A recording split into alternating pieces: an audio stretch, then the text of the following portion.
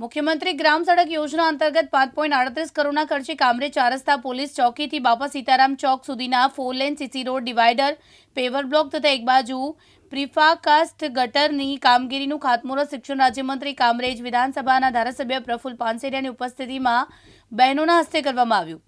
આ વિકાસ કામ માર્ગ અને વિભાગ સુરત દ્વારા હાથ ધરવામાં આવી, જેના થકી માત્ર વાહન વ્યવહાર જ સરળ ન બને પરંતુ સમગ્ર વિસ્તારમાં સામાજિક અને આર્થિક વિકાસને વેગ મળશે। પાનસેરિયાએ જણાવ્યું કે આ રોડ કામરેજની પ્રગતિનું પથદર્શન છે। તે માત્ર ભૌતિક પરિવર્તન નથી પણ કામરેજને આધુનિકતાની દિશામાં આગળ ધપાવે છે અને કામરેજ વિસ્તારમાં લોકોની સુવિધા વધારશે।